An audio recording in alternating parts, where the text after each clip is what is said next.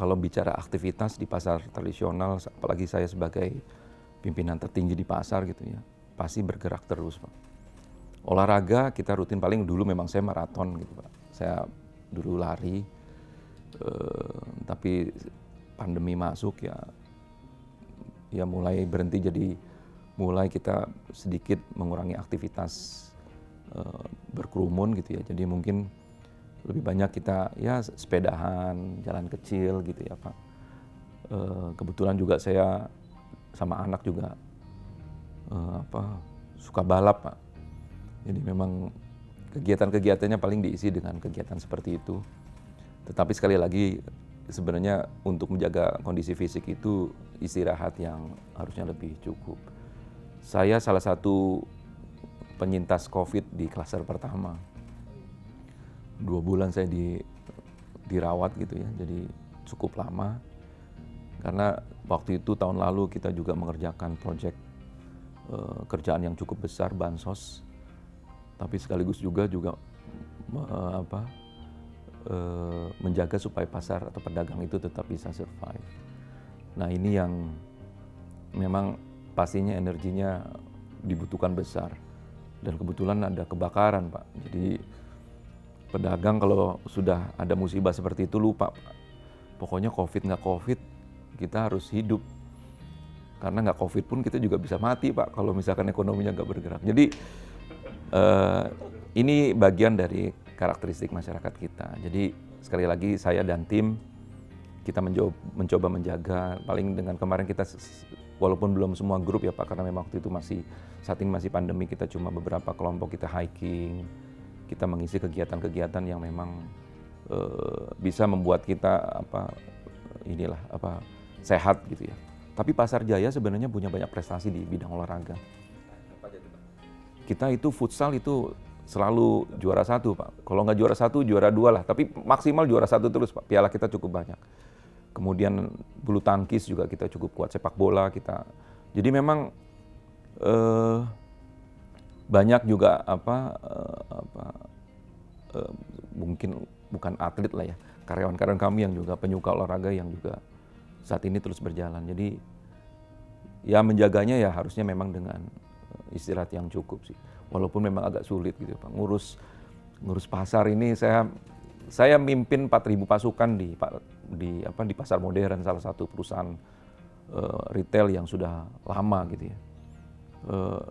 Ketika saya masuk ke pasar, energinya beda Pak. Untungnya sudah mulai biasa Pak, karena memang biasa memimpin pasukan ya se-Indonesia.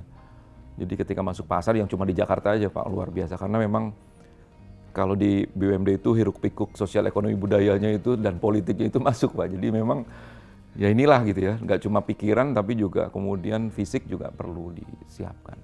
Itu bagian sebenarnya dari integrasi kita sebenarnya pelayanan. Walaupun saat ini masih disewakan gitu ya, tapi saya berharapnya someday itu jadi fasilitas. Futsal, bulu tangkis itu ada beberapa Pak yang memang titiknya itu digunakan. Apalagi untuk masyarakat gitu ya. Nah itu sudah cukup, sudah ada beberapa walaupun tidak semua pasar ada terintegrasi dengan futsal. Ya agak dikurangi karena memang kena back pain juga kemarin Pak.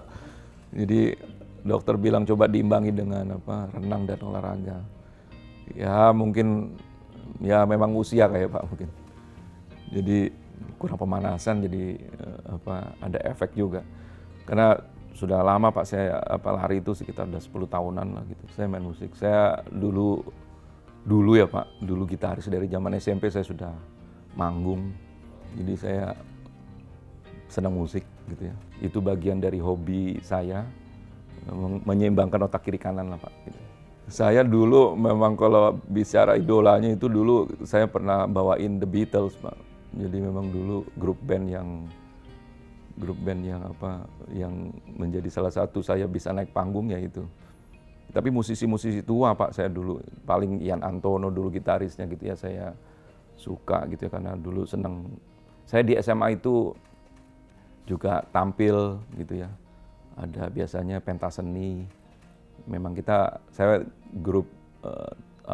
grupnya band SMA dulu. Ya lagu-lagunya God Bless. Ya masih yang usia-usia kami lah dulu SMA, lagu-lagunya ya lagu-lagu yang seperti itu dulu gitu. Di rumah ya ada sedikit studio mini lah musik gitu ya. Ya saya melihat kualitas bermainnya pun cukup baik, tapi tidak didalami. Karena memang mereka kuliahnya memang agak sedikit, terutama yang perempuan agak tight banget karena perempuan tapi di teknik gitu. Jadi cukup memakan waktu. Tapi saya minta memang penyeimbang itu adalah musik, saya bilang gitu. Jadi coba untuk diimbangi otak kiri kanannya. Jadi memang di ruangan kamarnya aja dia ada organ, ada bermain organ, ada piano yang memang dia bisa. Jadi lumayan Pak, memang kebetulan nih anak-anak saya juga ada bakat turunan lah dari saya juga gitu tentang musik. Jadi saya minta kepada generasi muda, tapi saya yakin mereka sudah hebat-hebat Pak. Makannya beda, gizinya beda, didikannya juga beda gitu ya. Saya cuma minta kepada mereka jangan berada di comfort zone.